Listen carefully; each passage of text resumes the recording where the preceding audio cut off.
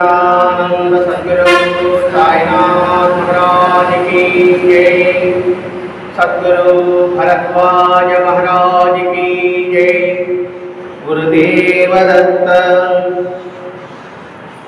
बाबा ఏమి చెప్పడానికి బాబా అవతరం జరిగింది ఏంటి బాబా అనుకుంటున్నాను అసలు బాబా ఎందుకు వచ్చాడు తెలుసుకోండి. బాబా ఎందుకు వచ్చాడు ఆలోచిద్దాం. బాబా యొక్క అవతరం అందరూ ఏమిటి రోజు బాబా ఇక్కడికి వస్తున్నాము పూజ చేస్తున్నాము ఏమిటి అర్థం ఉందా లేదా నా కోరిక నెరవేరుతుంది బాబా దగ్గరికి వస్తున్నానా లేదు బాబా యొక్క దివ్యత్వం నాకు అవగాహన వచ్చింది కాబట్టి వస్తున్నాను. అవగాహన వచ్చిందనుకోండి మనం కోరిక తీరినా తిరిగి గుడికి వస్తాం. అవగాహన లేదనుకోండి కోరిక తిరిగి గుడికి వస్తాం కష్టం వస్తే అంటే బాబా గుడికి కాదు ఏ దేవాలయం కాదు. నా మనసు గుడికి రాయా అంటే నా మనసు బాగలేదంట. మనసు బాగలేకపోతే జబ్బు ఉంటే కదా డాక్టర్కి పోతాం. జబ్బు లేకపోతే డాక్టర్కి పోతామా మన కష్టం వచ్చినప్పుడు నేను దేవాలయం పరంగా పులుసుగా ఉంది ఇంకా మనం నాకేం చేసినట్టు దేవుడు ఈ వ్యవహారాన్ని మనం వ్యవహరించేది ఎందుకు అలా అంటున్నాము అవగాహన. రెండోది బాబా తత్వం ఏమిటి అది చెప్పదలుచుకుంది ఏంటి అది ఏం చెప్పాడు అది ఎంత పరిశీలించాలండి. ఎందుకంటే రామాయణము మహాభారతము భాగవతము మన జీవితాన్ని ఉద్ధరిస్తుంది కానీ వాళ్ళ భాగవతం భగవద్గీత భాగవతం వాడి సారాంశం అంతా సాయిరామ గ్రంథంలో ఉంది. అది నిత్యపాలన చేయగలిగినటువంటి మొట్టమొదటి మనశ్శాంతి లేకుండా ఎన్నున్నా అందుకు పారాయణ చెప్పాలి. అందుకే భగవద్గీత మాట పారాయణ చెప్పాడు. ఆ పార ఎలా చేయాలి చదవద్దుగా పారాయణ చేయడం చదవడం వేరే పారాయణం. పారాయణం అంటే పరాయణ మమేకం కావు లీనం కావు. మీకు అర్థమైనది పారాయణం.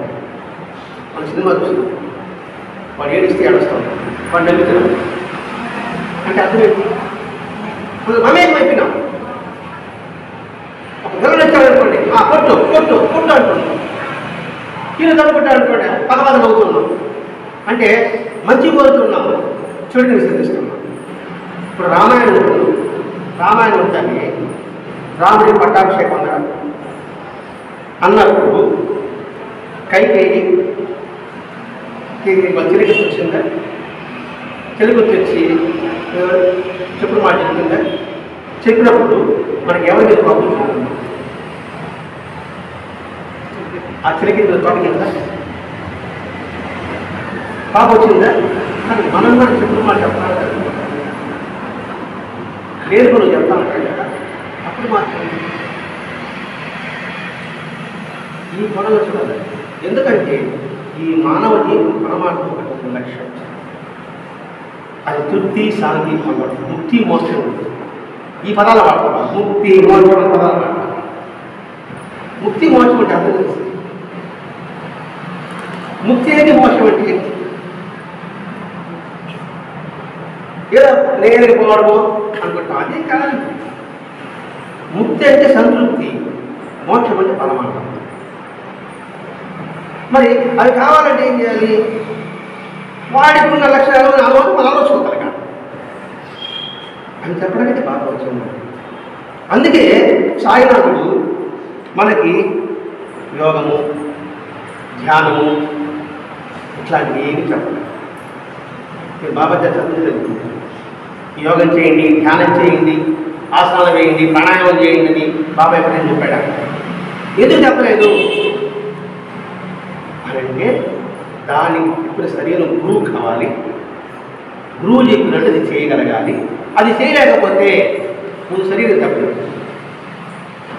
ప్రాణాయామం అనుకోండి ఆసనాలు అనుకోండి వాళ్ళు చెప్పిన ప్రకారం చేయలేకపోతే ముందు శరీరం ఆలోచన తప్పదు. ఎందుకైనప్పటికీ కూడా ఏకాగ్రత కుదురుతుందా అంటే చాలా కష్టం. ఏదో 100 ఉండొచ్చు. అది ఏమి లేకుండా బాబా మనకి సౌరమైన మార్గ సాధన అందిస్తుంది. అది ఏమిటి అని తెలుసుకోవడానికి మనం ప్రయత్నం చేస్తున్నాం. ఒకటి బాబా చూడండి ఈ ప్రాణాయం చెప్పకుండా భగవద్గీత, భావార్థ రామాయణం, ఏకనాథ భాగవతం వాడికి ఎక్కువ ప్రాముఖ్యత ఇచ్చేవాడు. చూడ్డానికేమో ముస్లిం లాగా సాయివాడు, మరి వీడికి ఎందుకు ప్రాముఖ్యత ఇచ్చారు?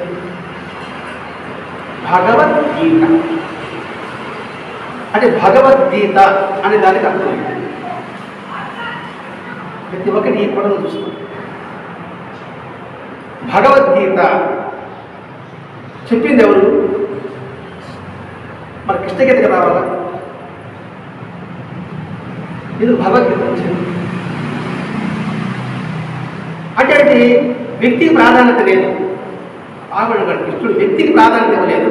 చెప్పిన తగిన భగవద్గీత, భా అంటే జ్ఞానం, జ్ఞానంలో గమనించేదానికి ఒక రూల్స్ అండ్ రెగ్యులేషన్స్, అది గీత. దాన్ని దాటితే అవస్థ, గీత లోపల ఉంటే ఆనందం. ఆ భగవద్గీత దేనికి సంబంధించింది? ఒక హిందూ మతానికే. అది కదా అనుకుంటున్నాం. హిందూ మతానికి కాదు, ఇంకో మతానికి కాదంట. వ్యక్తిత్వ వికాసానికి ఆ భగవద్గీత అంతా కూడా వ్యక్తిత్వం వికాసానికి, పర్సనాలిటీ డెవలప్మెంట్ అని పదవి ఉంటుంది. అది ఏ మతానికి సంబంధించింది కాదు. అన్నం వండాలి, అన్నం వండడానికి ప్రాసెస్ ఏంటి? బియ్యం నీళ్ళలో వేయాలా, నానాల ఇసురు పెట్టాలి, తర్వాత ఇసురు బాగా కాగాల, కాగిన తర్వాత బియ్యం వేయాలా, పోసిన తర్వాత కాసేపు వెయిట్ చేయాలా, ఉడికి కలబెట్టాలా. ఈ ప్రాసెస్ కొండలో చేసిన ఒకటేనా? చీరిపాత్ర చేసిన, బంగాళపాత్ర చేసిన ప్రాసెస్ ఒకటే కదా. రూపాన మారే ప్రాసెస్ మాత్రం పద్ధతి నవతత్వం. ఇది అవగాహన చేసుకున్నప్పటికీ మత పిచ్చి ఉండదు, మత మూలత్వం ఉండదు, మత ద్వేషాలు ఉండదు. అది తెలియజెప్పింది భగవద్గీత. ఎందుకు వ్యక్తిత్వ వికాసం అన్నాము? అర్జునుడు యుద్ధానికి వచ్చాడా? యుద్ధం చేయని చెప్పాడా? సినిమాను చూశాను. నేను చేయని బాగా వదిలేశాడు. అంటే ఏంటి? నిలబడిపోయాడు. ఎందుకు నిలబడిపోయినాడు? వాడు నా గురువు, వాడు నా మిత్రుడు, మన తమ్ముడు, వాడు నా అన్న, మన తోబుట్టువులు, ఈ రక్తపుడు నాకొద్దు. అదిగా భగవద్గీత అర్థం చెప్తున్నా, నాకొద్దు అన్నాడు. నన్ను ఎలా పడిన వాడిని ఎలా వ్యక్తిత్వం మన వికాసం చేయించాడు? ముందు చెప్పాడు, నువ్వు ఏ అంశం అర్జునుడు ఏమవుతాడు? క్షత్రియుడు, రాజు కదా క్షత్రియుడు. క్షత్రియుడికి ధర్మం ఏంటి? రాజుకు ధర్మం ఏంటి? అధర్మాన్ని కొనదేయడం, ధర్మాన్ని నిలబెట్టడం. మరి నీ ధర్మాన్ని వదిలిపెడితే అది పాపం ఉన్నాక అవి తిరిగి చెప్పడమే భగవద్గీత అంతా. అంటే దీన్ని మనం గమనించుకోవాలి. మన ధర్మాన్ని మనం సరిగా పాటించలేకపోయినప్పుడు దీలా పడిపోతాం. దీలా పడిపోయినప్పుడు నా ధర్మం ఉంది, ఏదో చిన్న కష్టం వచ్చిందో నష్టం వచ్చిందో అని చెప్పేసి నా ధర్మాన్ని వదిలిపెట్టడం అధర్మం ఉన్నాను. నా ధర్మం అంటే నేను ఒక తల్లిని, ఒక తండ్రిని, ఒకటి భర్తని ఉంది కదా, కుటుంబ సంగతి చూసుకుంటాను. మన ధర్మాన్ని వదిలిపెట్టినప్పుడు అది అధర్మం అవుతుంది. కాబట్టి ఈ ధర్మాన్ని సత్వరంగా నిర్వర్తించు అని చెప్పడం భగవద్గీత ఉద్దేశం. వ్యక్తిత్వ వికాసం, ఉదయం వికాసం ఉండాలి. సంకుచితం ఉండాలి. సంకుచితం వల్లే నా వాడు నాది నాది కాబట్టి నా వాడు కాబట్టి నేను వంటగా చూస్తా, నా వాడి కాదు కాబట్టి వంటగా చూస్తా అనే భావాన్ని పెడతాడు. ఈ తత్వాన్ని సాగినాడు నేను నాది అని పెడతాడు. ఇక్కడ నేను లేదు, నాది లేదు, మనమంతా ఒకటే అని చెప్పడమే ఈ భగవతి సారాంశాన్ని సాగిన ఒక మాటలు చెప్పాడు. నువ్వు చూసేదంతా కలిసి నేను, ఇందులో నువ్వు వేరు నేను వేరు భావం లేవు, మనం అందరం ఒక్కడమే. నీ ధర్మాన్ని నిర్వర్తించు, అని చెప్పడమే భగవద్గీతకు సారాంశం. అది బాగా ఇష్టపడేవాడు. రెండోది భావార్థ రామాయణం.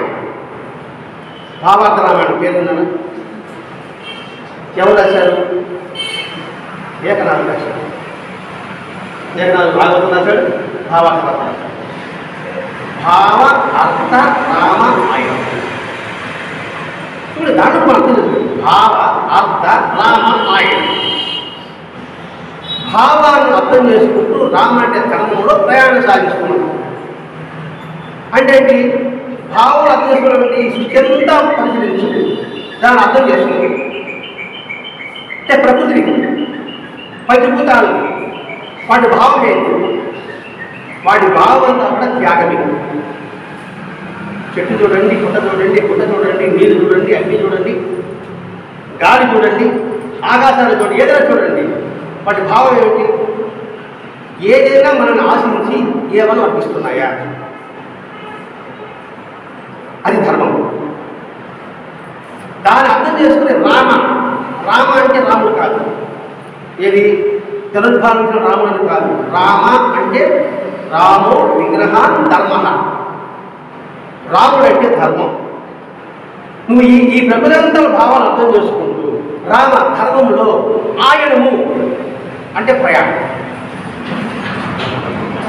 దక్షిణాయనం అంటారు, ఉత్తరాయణం అంటారు. అంటే అర్థం ఏంటి? ఇప్పుడు సూర్యుడు ఏ పక్క పోతున్నాడు? ఉత్తరాయణం. అదే కదా మకర సంక్రాంతి ఉత్తరాయణం మీద ప్రయాణం సాగిస్తాడు. అర్థమవుతుందా? ఉత్తరాయణం ఉత్తర పక్క ప్రయాణం సాగిస్తున్నాడు. ఆయన అంటే ప్రయాణం సాగించాడు. రేపు జూలై నుంచి 21 నుంచి దక్షిణాయనం. అంటే సూర్యుడు దక్షిణ వైపు ప్రయాణం సాగిస్తున్నాడు. ఇక్కడ ఆయన గురించి తెచ్చుకుంటున్నాం. రామ ఆయన. రామ అంటే ధర్మం వైపు ప్రయాణం సాగించాడు. అది బాబా కృష్ణ. భావార్థ రామాయణ ఒక విధంగా అర్థం చేసుకోండి. ఏకనాథ భాగవతం అదంటే ఇష్టపడటం. ఏకనాథ భాగవతం అంటే ఏకనాథాన్ని భాగవతం.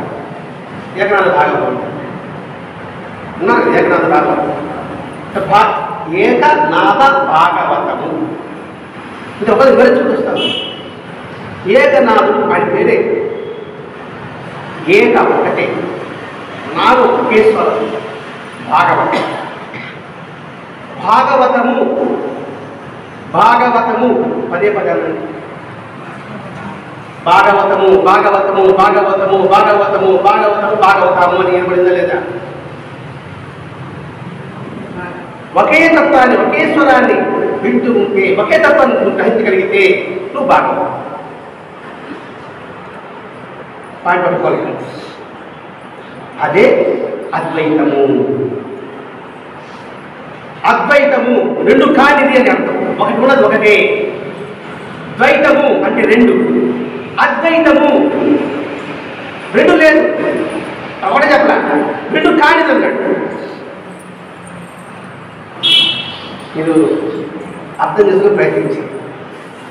ఇక్కడ వచ్చి బాబాను కలవండి, బాబా ప్రదర్శన చేయండి, 2 కొబ్బరికాయ వేయండి, మీకేదో విభూతి చేస్తుంది అని చెప్పడానికి.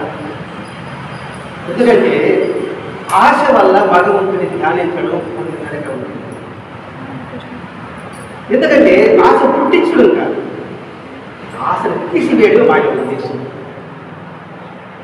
ఆశలోనే ఉండకూడదు. ఆశ నుంచి తొలగించడం ఆయన ఒక భగవంతుడి యొక్క ఉద్దేశం. అది బాబా యొక్క ఉద్దేశం. అది కోరికలు కోరు రా, తర్వాత కోరికలు నేను స్థితిని తీసుకొస్తాను బాబా.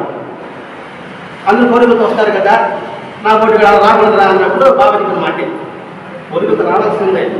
వచ్చిన తర్వాత వాళ్ళకి మిఠాయి పెట్టాల్సిందే, చాక్లెట్ స్కూల్ పంపించాల్సిందే. తర్వాత కొత్తగా అంటే చాక్లెట్ కాదు, నా కోసం చదువుకోవద్దని చెప్పేసి చాక్లెట్ ఆటల స్కూల్కి వదలడం బాబు మనం క్యూ చేసినప్పుడు అది ఆయన ఉద్దేశం. ఇక్కడ మనకి ఆశ కల్పించడం ఉద్దేశం కాదు, ఆశ ఉద్దేశం. ఇప్పుడు యూట్యూబ్లో అసలు ఒకటి అయిపోయింది. నేను మామూలు టైలర్ని, నన్ను కోటీసులు చేశాడు బాబా అని టైటిల్ పెట్టేటప్పుడు ఓ అని వస్తూ ఉంటారు. నేను మామూలు టైలర్ని, నన్ను కోటీసులు చేశాడు బాబా అని టైటిల్ పెట్టాను. నన్ను కొడుతుంది పోయిందా నాకు ఏదైతే తినే ఉంటుంది బాబానే. అందుకే ఇక్కడ వాస్తవం తెలుసుకుంటా అవగాహన వస్తే కోరికలు తీరినా తిరిగిపోయినా దాని గురించి ధ్యానం అసలు ఏకనాథ భాగవతం వస్తున్నాం. ఏకనాథ భాగవతం వివరించు. ఏకనాథ భాగవతం ఏకనాథుడి పేరు అంతే కదా. భాగవతం అంటే భగవద్గీతల చరిత్ర. ఒకటి భగవద్గీత అంటే బాబాకి ఇష్టం, బాబాద్రామణం అంటే బాబాకి ఇష్టం. ఇది ఏకనాథ భాగవతం అంటే ఇష్టంగా గౌరవం దర్శనం మాస్టర్ గారు.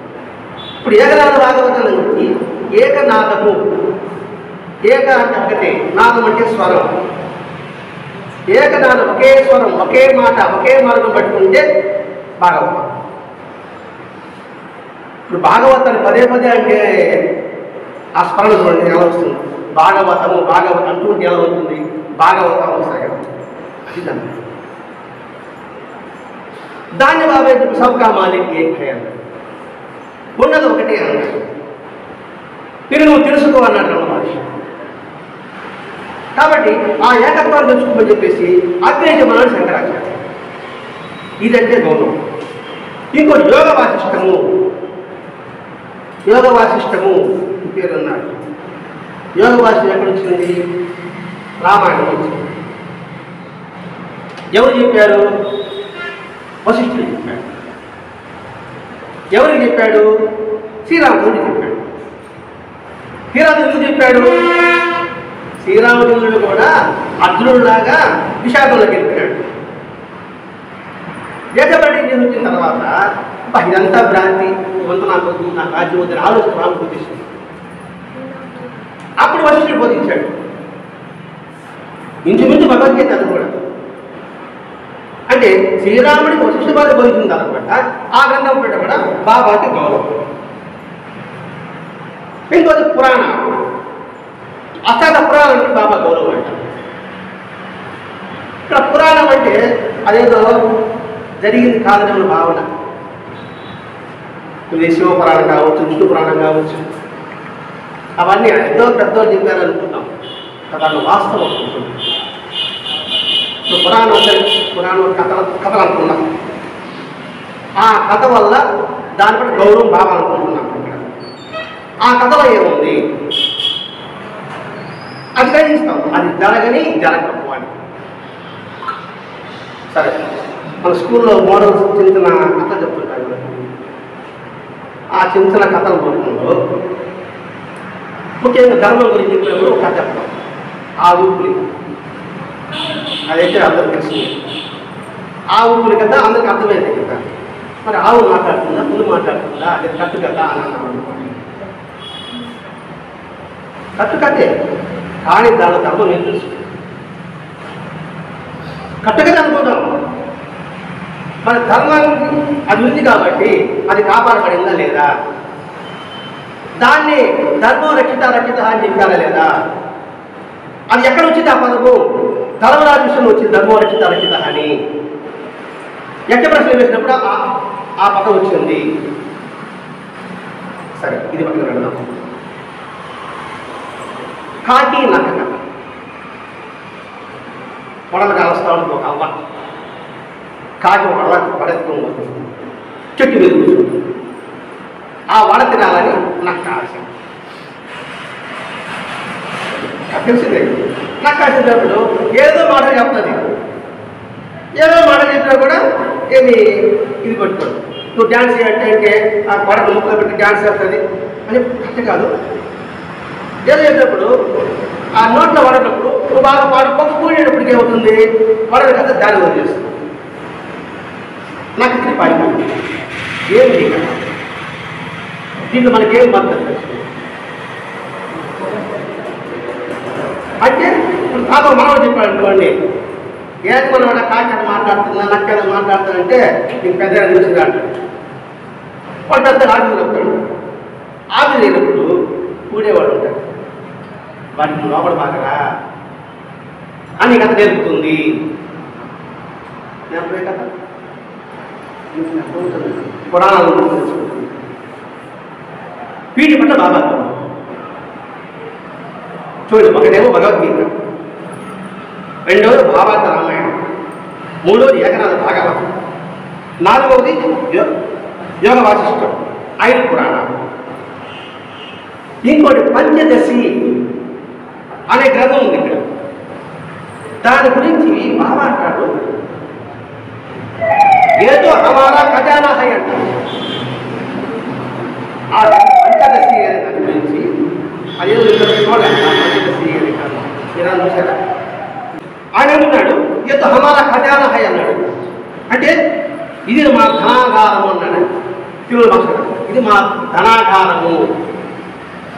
సరే, పంచదశి పలు పుస్తకం చూడలే, దాని అర్థం కూడా మనకు తెలియదు. కానీ మనకు అర్థమైతే మనం చెప్పుకుందాం. మనం ఒక పుస్తకం ఇక్కడ ఆవిష్కరిస్తాం. ఏది పంచదశలో ఏముంది అని సంగతి సత్యం లేదు. పంచదశ అంటే 5 దశలు. ఇది నా ధనాగారం అన్నాడు బాబా. ఏముంది నాకు 5 దశలు? 5 దశలు మనం అమలవించుకుంటాం.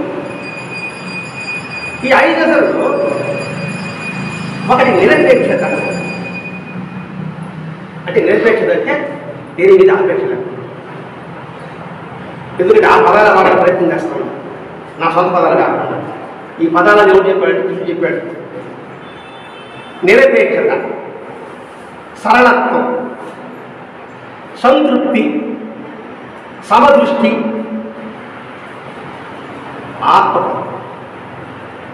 ఆత్మచింతన. ఆత్మచింతన. ఈ 5 పంచదశలు అనుకుంటాం మన ఆవిష్కృత పుస్తకం.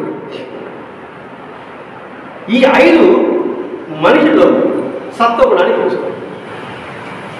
సత్వగుణం అంటే అందరికి ప్రీతి అవునా కాదా?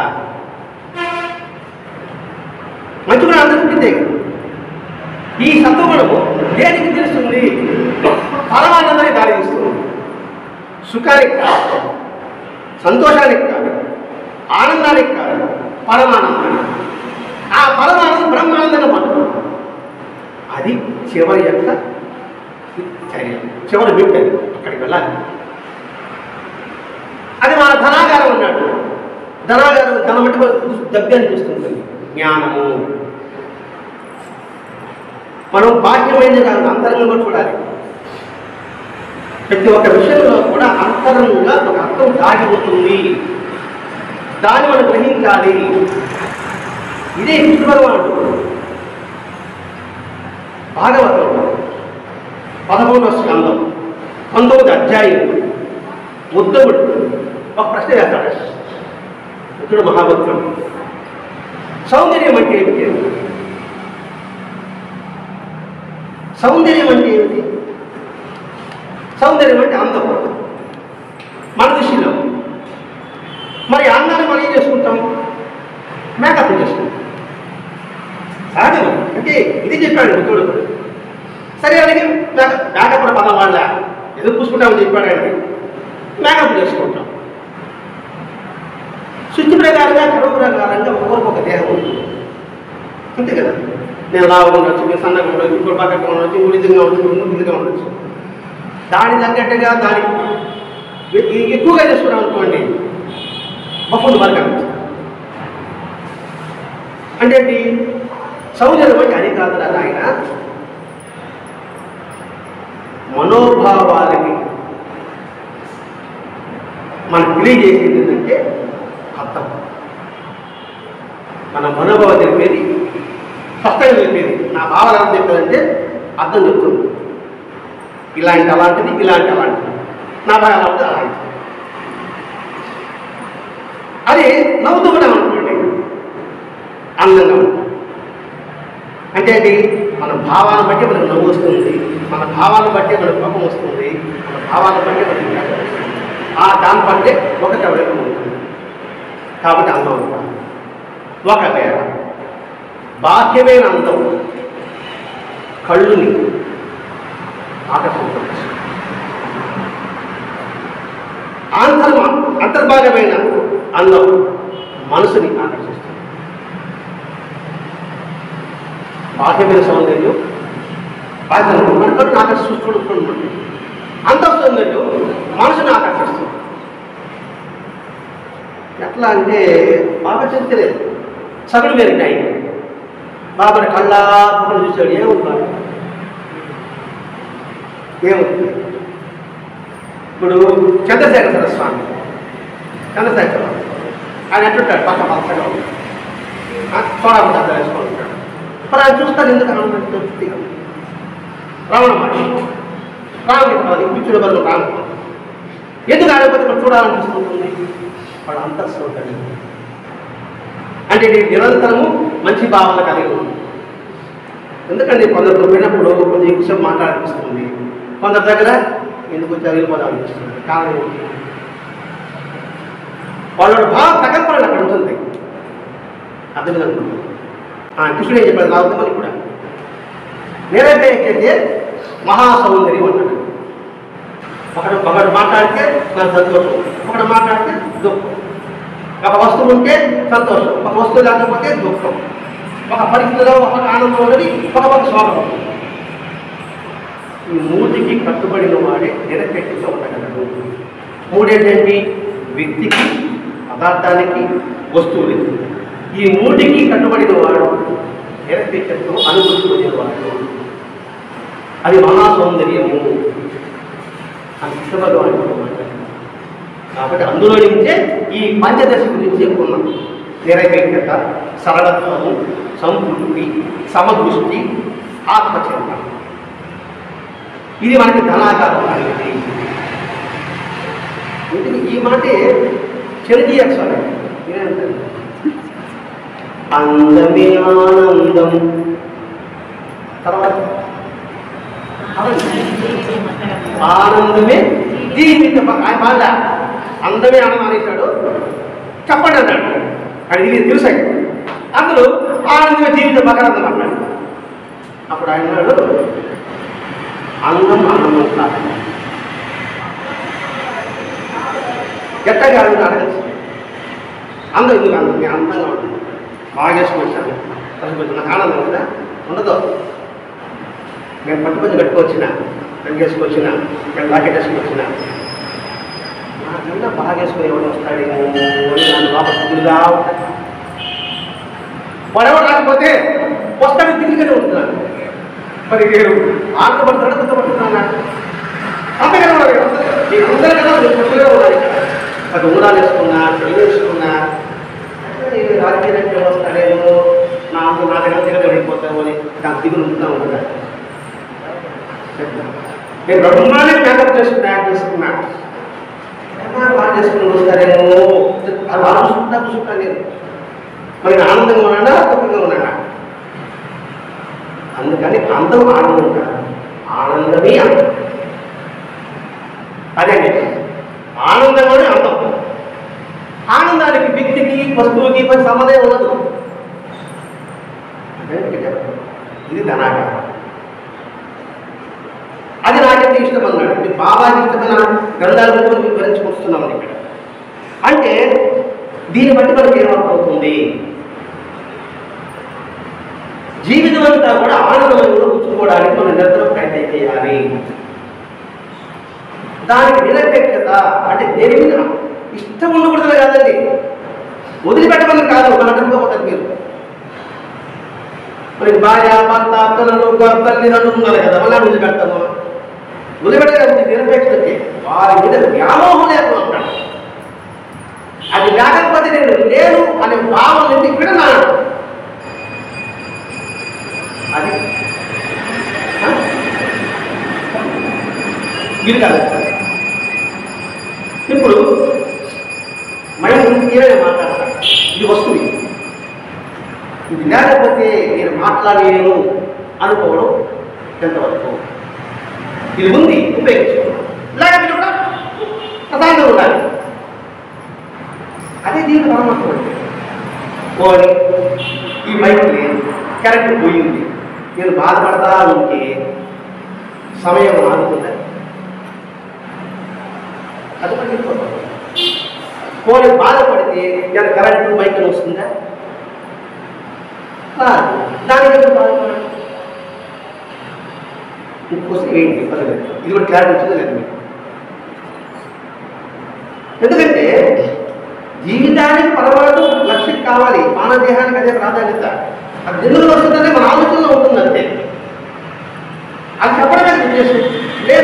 దుఃఖంలోనే ఉన్నాం అనుకోండి, ఏ దుఃఖంలో ఉన్నామో ఆ దుఃఖంలోకి ఆ దేవుడు ప్రవేశిస్తాం.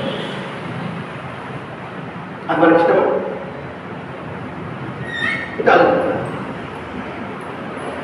దుఃఖం వద్దనుకుంటున్నాం, దుఃఖం మీద తీసి రావాలి. ఇప్పుడే ఒకటే ధ్యాస అనుకున్నాను, ఏ ధ్యాస అనుకున్నాను ఆ ధ్యాసలోకి నేను ప్రవేశిస్తాను.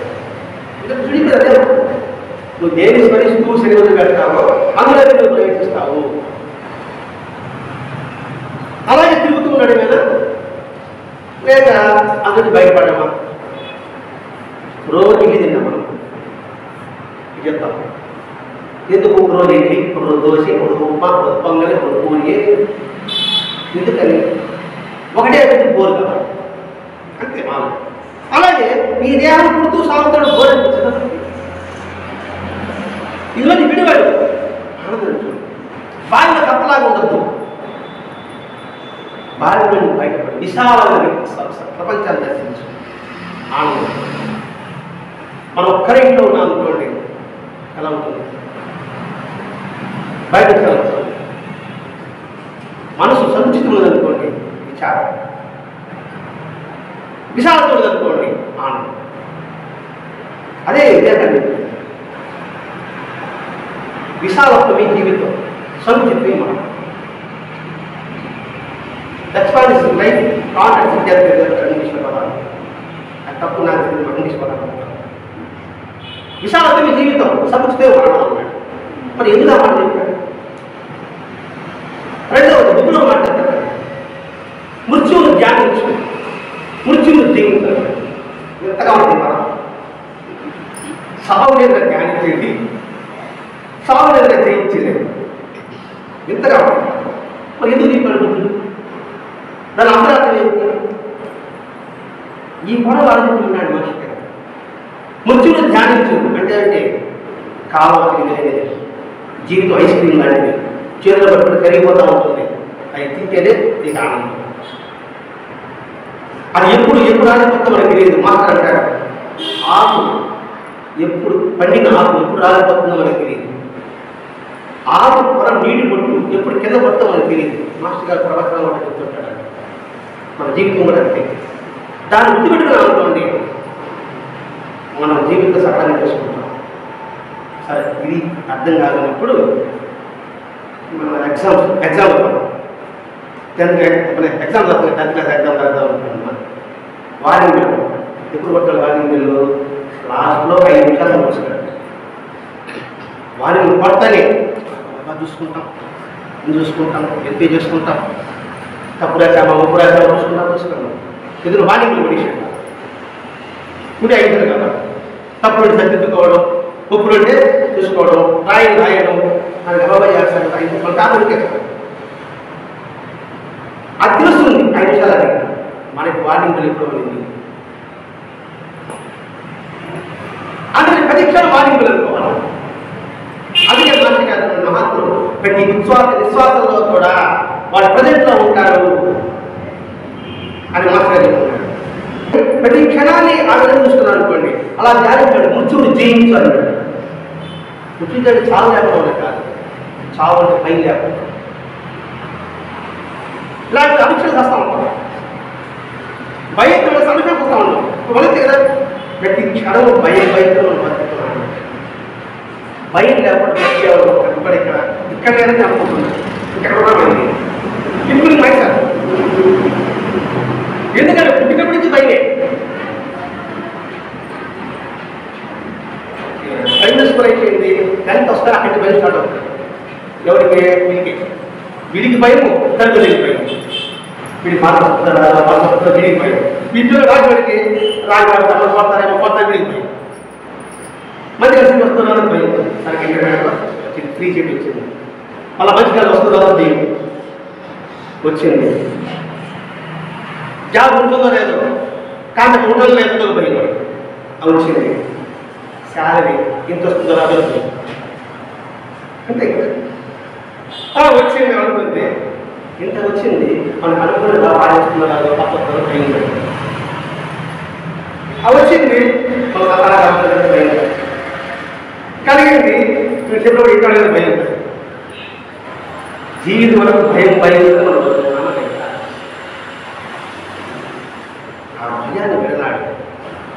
అదే నీకు తప్పదు. నేను నీకు భయం కాదు, ఆయన ఉన్నాడు నమ్ముకున్నప్పుడు వీటి పట్ల మనకు భయం ఎందుకు? ఆ భయాన్ని తెలుగు అది చేశాడు. అర్థం చివరి వరకు ఆయన ఏం చేశాడు? చివరి శ్వాస వరకు ఆయన ఏం చేశాడు? విద్యార్థులు చైతన్యం చేశాడు. అలా చెబుతుంటే రాకపోయాడు. ఆయన కూర్చోంటే భయం. మీరు పరీక్ష మారాలి. ఎగ్జామ్ 7 రోజు చనిపోతాడని చెప్పారు. బాగా విన్నాడు. చావు అంటే భయం. చావు అంటే ఉన్నది ఈ దేనికి ఉదయపోతాం. ఇంత కూడా చెప్తున్నాడు. ఈ గ్రంథాలు బాబాకి ఎందుకు గౌరవం అంటే ఈ గ్రంథాలు ఉన్న ప్రాముఖ్యత అది. ఈ సంఘటన అంతా నాకే. ఈ నాకే అధ్యాయంలో 192 నుంచి 195 వరకు చాలా జాగ్రత్తగా కథలు. మీరు సోమవారం కూడా 5 ఉంటుంది. మీరు సోమవారం ఇప్పుడు కనీసం 6 వేలకు వచ్చాం. ఇప్పుడు 7 వేలకు వస్తాం. నాకే 15 రూపాయలు దక్షిణ. నాకే ముందే నాకు ఉద్యోగం లేకున్నాను. నా దగ్గర 15 రూపాయలు లేదు కదా, నన్ను దక్షిణ అడుగుతున్నాను. బాబా దక్షిణ ఎందుకు అడుగుతున్నాడు? నాకు దక్షిణ దక్షిణ బాబాకి ఏమనుకుంటున్నాను? ఆయన డబ్బు అడుగుతున్నాడు. ఒకటి చెప్పాడు దక్షిణ దక్ష అంటే శ్రద్ధ అని ఒకరు గుర్తు చేశాడు. ఇక్కడ దక్షిణ తీసుకోవడం ఉద్దేశం ఏమిటి? ఒకటి మనకి పుణ్యాన్ని చేకూర్చడం, ఒకటి పాపం ముక్తి చేయడం. సరే ఆ దక్షిణ తర్వాత తెలుసుకుంటున్నాం. 15 రూపాయలు దక్షిణ అడిగాడు. నా దగ్గర డబ్బు లేదు కదా అని అడుగుతున్నాడు. నీ దగ్గర డబ్బు లేదు కదా నాకు తెలుసు. నువ్వు ఇద్దరు ఏం పారాయణ చేస్తున్నావు? నువ్వు ఏ పారాయణ చేస్తున్నావు? యోగ భాష చదువుతున్నావు. నువ్వు పారాయణ యోగ భాష పారాయణ చేస్తున్నావు. నువ్వు చదువుతున్న భాగం ఎంతో ముఖ్యమైనది. నువ్వు చదువుతున్న భాగం అంటే ఏం చదువుతున్నట్టు బాగా తెలుసు. నువ్వు చదువుతున్న భాగం ఎంతో ముఖ్యమైనది. ప్రస్తుతం అందులో నుంచి నాకు 15 రూపాయలు దక్షిణ. నువ్వు చదువుతున్న దాంట్లో నుంచి 15 రూపాయలు నాకు దక్షిణ ఉన్నాడు. ఇప్పుడు మనం చదువుకున్నాం కేవలం భగవద్గీత, భావార్థ రామాయణం నుండి బాగా ఇష్టము, పంచదశ అంటే బాగా ఇష్టము, ధ్యానాలు బాగా ఇష్టము, ఇవన్నీ చదువుకున్నాం. మరి దీంట్లో నుంచి మనం దక్షిణ పెట్టాము. ఏది? పంచదశ దక్షిణ పట్ల పెట్టాము. ఈ 20 రూపాయలు అంటే మనం చదువుకుంటున్నాం అంతే కదా. ఇప్పుడు యోగ భాష చదివావు. నువ్వు చదువుతున్న భాగంలో నుంచి నాకు 15 తీసివు. ఆ 15 తీసిన తర్వాత అంటే వాళ్ళు విలువ విషయాలు సేకరించి నీ హృదయంలో ఉన్న నాకు సమర్పించు అని కదలసాడు మాట్లాడాడు. అది సేకరించి నా హృదయాన్ని ఆయన చెంత భద్రపరచుకో అంటే భద్రపరచుకో అని దాని భావము అని మాట్లాడుతున్నాడు. మరి 15 ఏమిటి? 5 జ్ఞానేంద్రియాలు, 5 కర్మేంద్రియాలు, 10 ప్రాణం. ఈ భావం ఆ యోగ భాషలో ఉంది. ఇదే రాముడికి పశువులు చెప్పిందన్నమాట. అంటే అందులోని సారాంశాన్ని గ్రహించు, దాని భావాలు పెట్టుకో, దాన్ని భద్రపరచుకో. ఒకటి 5 జ్ఞానేంద్రియాలు. జ్ఞానేంద్రియాలు అంటే ఏమిటి? జ్ఞానేంద్రియాలు అన్నీ తెలుసు. మీరు ఆది చూస్తే కళ్ళు, ముక్కు, చెవి, నాలుక, చర్మం. దాని జ్ఞానేంద్రియాలు ఎందుకు తెలుస్తుంది?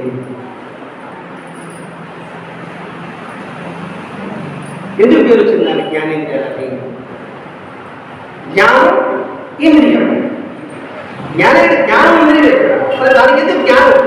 ఏముంది జ్ఞానం? అన్ని సమభావం తీసుకుంటుంది. ముక్కు సువాసన తీసుకుంటుంది, చెడును తీసుకుంటుంది. కన్ను చెడును చూస్తుంటుంది, మంచిని చూస్తుంటుంది. చెవి వింటూ ఉంటుంది, కొంచెం దేనికి చలించింది. చెడు చెవులు కట్టి మూసుకుంటుంది. మనం మూసుకుంటున్నాం, అది మూసుకుంటాం. ముక్కు మూసుకుంటాం అంటే అన్నిటినీ సమభావం తీసుకుంటుంది. దాన్ని చిత్తప్రజ్ఞత్వము అంటారు. చిత్తప్రజ్ఞుడు జ్ఞానం కలిగిన వాడి చిత్తప్రజ్ఞ అంటారు. చిత్తప్రజ్ఞుడు బాగా మానేస్తున్నాం, చదివేస్తున్నాం. చిత్తప్రజ్ఞుడు ఏమిటి? అన్నిటినీ సమభావంతో తీసుకోవడం చిత్తప్రజ్ఞ.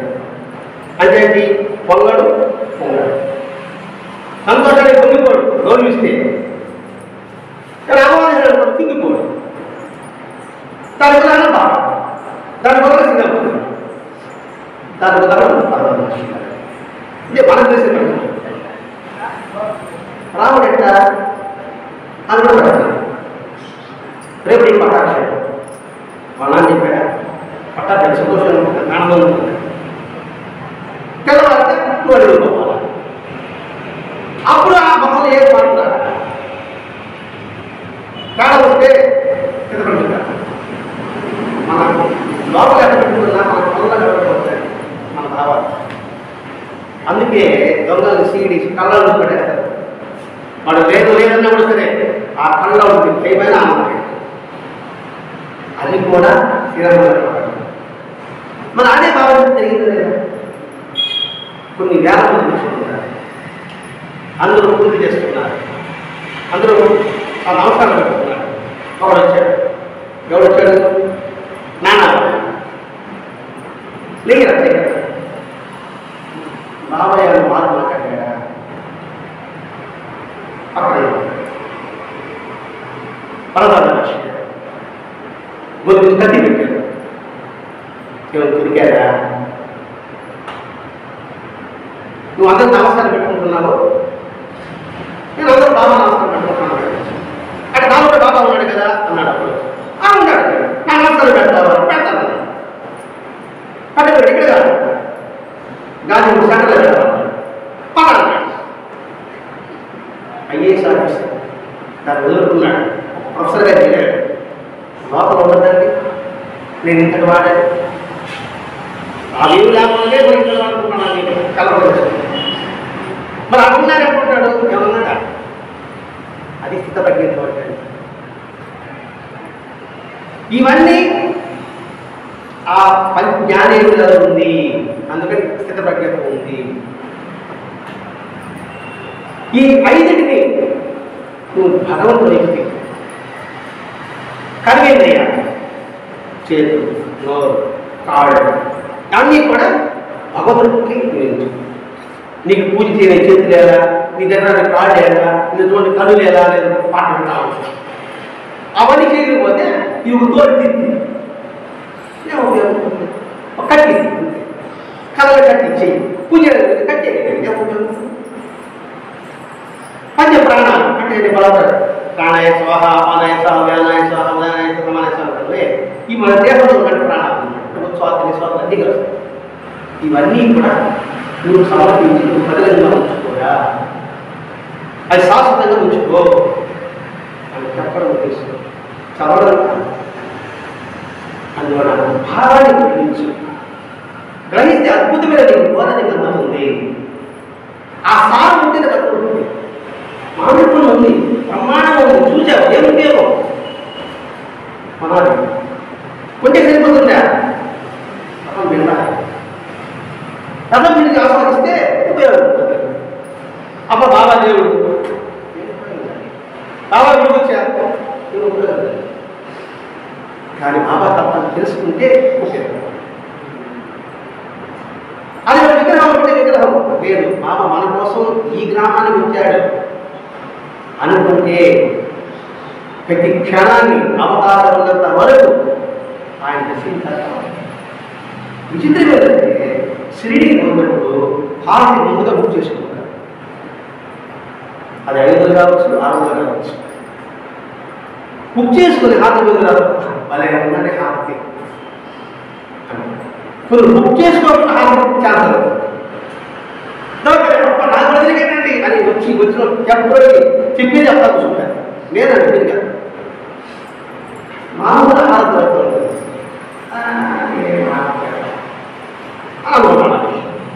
అంటే బాబా ఎక్కడున్నాడు? సిటీలోనే ఉన్నాడు, ఎక్కడ లేదు అని నా బాబా. అది ఎంతవరకు సభం అని ఆలోచించుకోవాలి. ఎందుకంటే సంస్కరణే మనిషి వ్యక్తిత్వం పరమాత్మ అవ్వాలి. ఈ సంస్కరణ ఆలయం, ఈ ఆలయం కాదు ఏ దేవాలయంలో సంస్కరణ ఆలయం. ఎందుకు దేవాలయం వచ్చిందంటే మన సంస్కృతుల కోసమే. పల్లెల్లో కూడా రాయి పెట్టారు, నామం పెట్టాడు, రాము పెట్టారు. రాయి ఎందుకని పెట్టారు? అక్కడ వస్తే ఆ భావం ఇది భగవంతుడు అనే భావం. ఆ ఒక్క క్షణమైనా ఆ భగవంతుడు మనుషులు నిలబడుతుందని దేవాలయం రావడం కారణం అంటే దేవాలయం గ్రామానికి వచ్చిందంటే అది ఎంతో అదృష్టం నాకు. మరి సద్వినియోగం చేసుకోవాల్సిందే లేదు. అందుకే మాస్టర్ అంటాడు, ముందు ఉదయాలు గుడి కట్టండి ఆయన, బాధ్యత దేవాలయం కాదు. గుండెలో గుడి కట్టామంటే అప్పుడు దేవాలయానికి ప్రారంభం ఉంటుంది. పువ్వులకి గుడి కట్టేసిన ఉపయోగం ఉంటుంది. అందుకు మాకు కష్టం. ఎందుకు కష్టం చెప్పాడు? ముందు గుడిలో కావాలి. ఒక పట్ల గౌరవం ముఖ్యమంత్రి మాట్లాడాలనిపిస్తుంది. గౌరవం లేకుండా బాహ్యంగా చూసామనుకోండి, ఏదో చూసుకో సలాం పట్ట అయిపోతాం, సలాం వెళ్ళిపోతాం. ఇక్కడ విమర్శ కాదండి. నేను చెప్పిన ఆత్మచింతన చెప్పుకున్నాం పంచదశలో ఒకటి. ఆత్మ విమర్శ అది కూడా ఒకటి ఉంది. ఇవి చూసుకోవాల్సి మనకన్నా చూసుకోవాల్సిందే. అందుకోసమే మాస్టర్ ఏర్పాటు చేశాం. మరి మనం సంస్కృతిలోపోతే ఏం ఉపయోగం అవుతుంది? ఎన్నో సంస్కృతి ముందు మన సంస్కృతి కోసమే బాగా ఎందుకు ఈ గ్రంథాలకి నీకు బోధించాడంటే ఈ గ్రంథాలన్నీ కూడా సంస్కరింపబడే గ్రంథమే.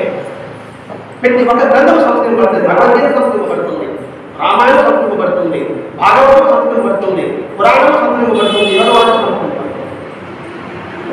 ఇంకోటి పంచదశ సంస్కరింపబడుతుంది. సంస్కరింపబడితే ఉపయోగం దాన్ని నిరూపించారు. గతంలో పట్టణంలో చెప్పుకున్నాం. 1 కిలో బంగారం ఉంది మా ఇంట్లో ఉంది. ఎవరు ఉపయోగం ఉంటుంది? బంగారం మొత్తం ఉపయోగం ఉంటుంది. ఆ బంగారం ఎందుకు ఉపయోగం ఉందా? మరి దాని ఉపయోగం ఎలా వస్తుంది? దాన్ని కడగబెట్టి ఆభరణ వేసుకుంటే 7 వారాలు వేసుకుంటుంది. అంటే ఆ బంగారాన్ని కడగబెట్టి ఆభరణగా తయారైతే ఆ బంగారాన్ని పూడ్చినట్టుగానే ఈ దేహం కూడా బంగారం 7 దశలు దాటితే దీనికి సాధన 7 వారాలు మానాలి కదా. 7 దశలు చెప్పాలి. ఎందుకు 7 దశలు? 7 కొండలవాడ వెంకటరమణ గోవింద గోవింద అంటున్నాడు. 7 కొండలు దాటితే ఏ దశలు వస్తుంది? మనకి అక్కడ ఏముంది? 7 కొండలు దాటితే ఏముంది? దానికి ఏం పేరు? దానికి ఆనంద నిలయం. 7 దాటితే ఆనంద నిలయంలో ప్రవేశిస్తాం. అది కృష్ణుడు 7 జన్మలు దాటి అందుకు 7 సంవత్సరాలుగా 7 ప్రవేశిస్తాం. అంటే అవి సహస్రాన్ని ఛేదించుకుని పోవాలి. సప్చక్రాలు దాటాలి. 6 చక్రాలు దాటాలి. మూలాధారం నుంచి 3 మూలాధారం దాటితే దాటితే వాడికి జన్మ లేదు ఉండదంటారు. అందుకే మహాసందర్భానికి ప్రాణం పెంచిపోతుంది. ఉదాహరణకి చూడడం స్వామి మనం నాకు తెలుసు వివేకానందుడు కూడా చూడడం కూడా ఇదే కాలు రాస్తారు. మాస బ్రహ్మంత్రం ఉన్న ప్రాణం మీద రాస్తారు. కాలు బలవతాడు బ్రహ్మంత్ర ప్రాణం మీద రాస్తాడు. ఆ బ్రహ్మంత్రమే ఈ శాస్త్రం. అది సమర్పించండి. ఆది బ్రహ్మణ్య భావాన్ని చేస్తుంది. కాబట్టి ఈ 17 దక్షిణలో అంతరార్థం కూడా అలాగే 2 రూపాయల దక్షిణలో మాట్లాడుతుంది. 11 ఏకాదశి సూత్రాలు ఉంటాయి. ఏకాదశి సూత్రాలు. ఏకాదశి అంటే 11 సూత్రాలు. ఆ 11 ఆయన జ్ఞానేంద్రియాలు, ఆయన కరిమేంద్రియాలు, మనస్సు ఆయన సమర్పించారు. ఏకాదశి ఉపవాసం ఉంటుంది. ఈ 11ని ఆయన పరిధిలో ఉంచడానికి అర్థం. ఇది తెలకుండా ఉంటాడు, తిప్పతిరకుండా పూర్తికుండా బాగుపడి అంత వివరణ మనకి ఈ సాయి ప్రధాన నమస్కారం. ఇందులో ఉన్నది మనం మొత్తం సారాంశం. పంచదశీర అనాకారం ఉన్నాడు. ఆ పంచదశీరతో ఆ నెలలో మనం చూడలేదు. కానీ అందులో ఇది ఉండొచ్చు కాబోలు అని మనం అనుకుంటున్నాం. మనం ఉండాలనుకున్నా కూడా ఈ 5 కూడా మనకి పరమానందానికి ఈ 5 మళ్ళీ పొలం చేసుకుంటాం.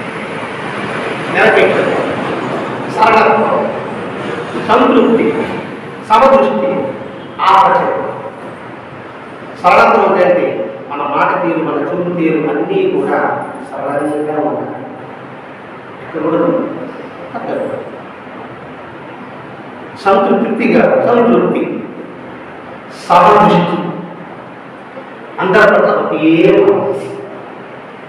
నీ దృష్టి నా పైన, నా దృష్టి నీ పైన, నీ దృష్టి నా పైన నిలబట్టే మనసు బాబా. ఇక్కడ నా నెమ్మది బాబా చూడండి. బాబా అంటే శరీరం మాత్రమే కాదురా, బాబా అంటే చిల్లో ఉన్నట్టు కాదురా అని చెప్పినప్పుడు నా నెమ్మది ఉద్దేశం. నీ దృష్టి నాపై నిలిపోన్నాడు. నా అంటే వ్యక్తి కాదు, వస్తువు కాదు, ఈ ప్రకృతి దాని దృష్టి. అప్పుడు ఆ ప్రకృతి నీ దృష్టి పడుతుంది. అంటే నువ్వు చేసే పనిలో కూడా ఆ ప్రకృతికి సహకరిస్తుంది. దృశ్యాలు ప్రకృతి దేవతలందరూ నా ఇంటి ప్రశ్నలై నా జీవితం మీ పరమాత్మ వైపు తిప్పుగాక అని ఉదయ ప్రాంతంలో చూడగలిగిన